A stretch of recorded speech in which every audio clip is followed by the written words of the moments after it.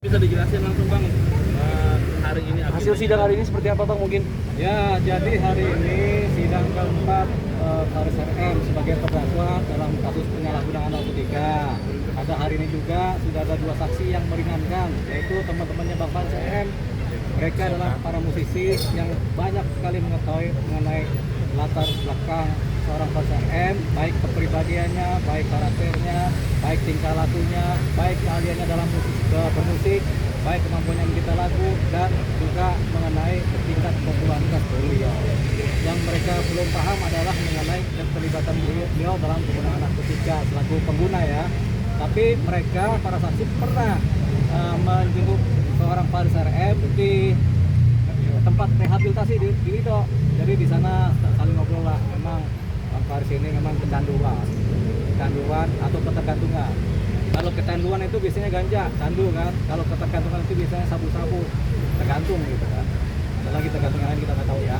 Tapi yang jelas tadi begitu memang meringankan saksi-saksi tersebut ya. Yang kedua ini kan sudah mulai ada di persidangan fakta-fakta bahwasanya memang Bang Faris ini hanyalah sebagai pengguna.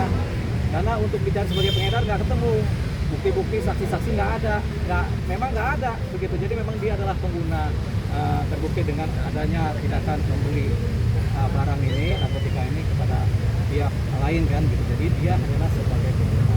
Ini satu persoalan karena negara kita, kebanyakan negara kita ini kan sudah banyak tempat-tempat rehabilitasi terhadap penyalahgunaan narkotika atau korban-korban atau orang yang kecanduan narkotika kan. Jadi tempat rehabnya di rumah sakit A, B, C, D, di Lido juga ada pusatnya kan, rehab. Jadi tujuannya rumah sakit rehab itu, tempat-tempat rehab tujuannya adalah supaya para pengguna itu tidak dipenjara, tidak disidang di penjara, tapi mereka langsung direhab supaya sembuh. Kenapa? Kalau mereka para pengguna narkotika di penjara, bukannya sembuh malah tambah gila begitu.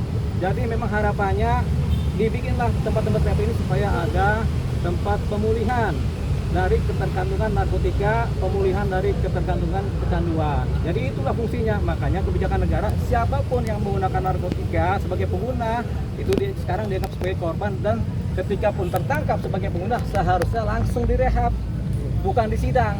Nah persoalannya ini kan seorang Faris RM disidang sebagai pengedar, makanya terjadilah persidangan.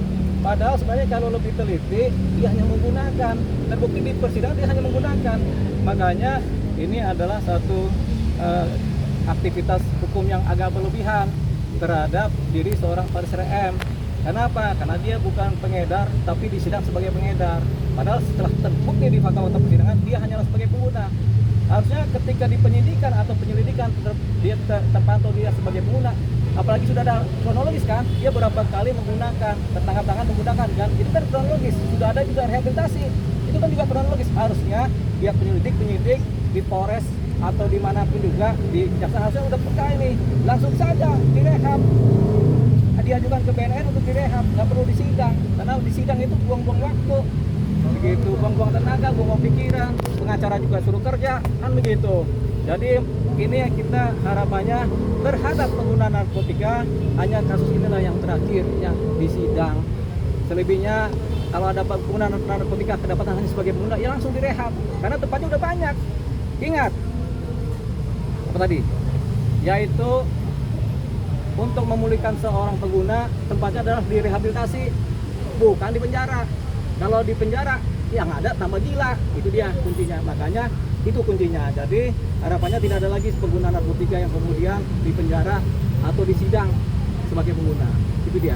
Karena negara punya kebijakan seperti itu sekarang ini. Nah, kita akhirnya akan mengajukan rehab dengan cara melalui pembelaan. Dalam pledoi kita nanti kita akan mengajukan permohonan rehabilitasi terhadap seorang Faris RM. Kenapa? Karena dia hanya sebagai pengguna. Rehab ini nggak sekali rehab langsung sembuh loh.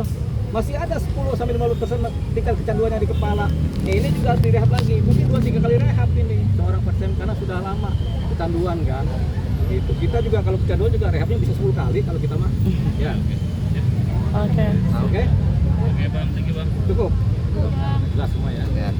Satu pertanyaan dengan buat TV lagi Bang, boleh? Oke, buat TV, oke.